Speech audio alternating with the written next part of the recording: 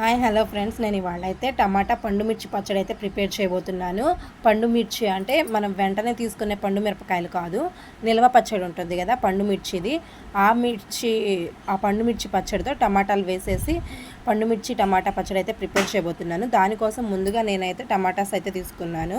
నేనైతే ఎక్కువ ప్రిపేర్ చేయట్లేదు, ఎందుకంటే మా ఇంట్లో కొంచెం పచ్చడి తక్కువ తింటారు కాబట్టి మామూలుగా కొంచెం చేయాలనుకుంటున్నాను నేను.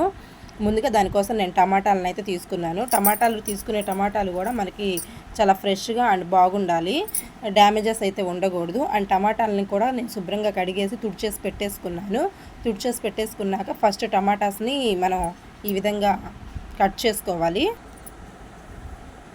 టమాటాస్ని అయితే కట్ చేసేసుకోవాలి. ఈ విధంగా టమాటాస్ని కట్ చేసేసుకున్నాక ఆయిల్లో అయితే ఫ్రై చేసుకోవాలన్నమాట టమాటాస్ అన్నిటిని కూడా.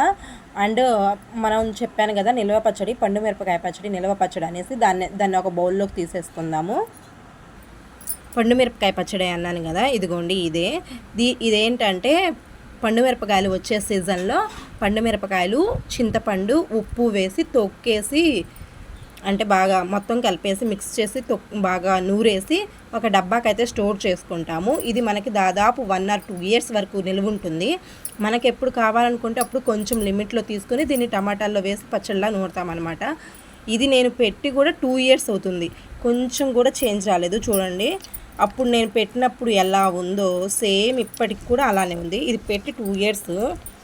అంటే అప్పుడు నేను ఏం చేశానంటే, నేను తీసుకున్న మిరపకాయలు అనేవి చిన్న చిన్న మిరపకాయలు అంటారు కదా, ఆ చిన్న మిరపకాయలు తీసుకున్నాను నేను, పండు మిరపకాయలు. అవి బాగా స్పైస్నెస్ ఎక్కువగా ఉంది, ప్లేన్ ఈ పచ్చడి అయితే తినలేకపోతున్నాం. బాగా స్పైస్ ఉన్నో పెట్టాను అనమాట నేను పచ్చడికి. అసలు కొంచెం కూడా కలర్ చేంజ్ అవ్వలేదు. చూడండి, ఎర్రగా ఎలా ఉందో అలానే. 2 years అవుతున్నా కొంచెం కూడా చేంజ్ లేదు. కొంచెం పచ్చడి వేసినా చాలు, బాగా స్పైస్నెస్ ఉంది ఇది. అంటే మనం దీన్ని శుభ్రంగా ఎటువంటి వాటర్ టచ్ అవ్వకుండా అలా తీసుకుంటే కనుక మనకి 2 years ఏంటి, మనం చాలా రోజుల వరకు ఇది ఎటువంటి చేంజ్ రాకుండా నిలువ ఉంటుంది. బాగా స్పైస్ ఉంది పచ్చడి అయితే. ఇప్పుడు మనం టమాటాస్ని ఫ్రై చేసి పచ్చడిలో వేసేసి నూరేద్దాం.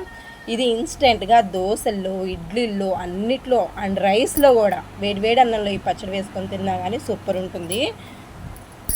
అంటే దీన్ని మనం తీసుకునేటప్పుడే చాలా బాగా వాటర్ టచ్ అవ్వకుండా బాగా పెట్టాలన్నమాట. జాగ్రత్తగా పెట్టుకుంటే 2 years, ఇప్పుడు నేను పెట్టేసి కూడా 1.5 year పైన అవుతుంది, మ్యాక్సిమం 2 years వరకు వస్తుంది ఇది. అప్పుడు పండు మిరపకాయల సీజన్లో తీసుకుని నూరి పెట్టేశానమాట డబ్బాకి. ఈ విధంగా డబ్బాలో స్టోర్ చేసి పెట్టేశానమాట. ఇప్పుడు మనం టమాటాలను అయితే నూనెలో ఫ్రై చేసుకొని పచ్చడి అయితే నూరుకుందాం. ఇదిగోండి గాయస్, టమాటాస్ అయితే నూనెలో ఫ్రై అవుతూ ఉన్నాయి. ఈ విధంగా ముందుగా టమాటాస్ని నూనెలో ఫ్రై చేసుకోవాలి. ఇందులో ఉన్న వాటర్ అంతా పోయేసి నూనె అనేది బయటికి రావాలి. వాటర్ అనేది అసలు తగలనివ్వకూడదు టమాటాస్ కానీ పచ్చడి నూరేటప్పుడు కానీ. అంత బాగా నూరితేనే మనం పచ్చడి కూడా మనకు బాగా నిలువ ఉంటుంది. ఇందులో వాటర్ అంతా పోయే వరకు మనం ఫ్రై అయితే చేసుకోవాలి. ఇదిగోండి గాయస్, ఈ విధంగా కొంచెం మెంతులను అయితే ఫ్రై చేసి తీసుకున్నాను నేను. అండ్ చిన్నులపాయలు, 4 చిన్నులపాయల రెబ్బలను అయితే తీసుకున్నాను. అండ్ మనం కావాల్సిన పండు మిర్చి పేస్ట్ అండ్ ఆయిల్లో ఫ్రై చేసేసుకున్న టమాటాలు, ఈ 3 కలిపేసి మనమైతే ఇప్పుడు పచ్చడిని అయితే ప్రిపేర్ చేద్దాము. ఇదిగోండి గాయస్, నేనైతే పచ్చడి అయితే నూరుతూ ఉన్నాను. ముందుగా మనం తీసుకునే రోకల్ని రెండింటిని కూడా వాటర్ అనేది లేకుండా, వాటర్ చెమ్మ అనేది తగలకుండా శుభ్రంగా తుడిచేసి పెట్టుకోవాలి. ముందుగా మెంతులు, చిన్నులపాయలు కలిపి నూరేసాను అనమాట. ఆ రెండింటిని కలిపి మెత్తగా నూరేసుకోవాలి. తర్వాత పండు మిరపకాయ పచ్చడి వేసేసి నూరేస్తున్నాను.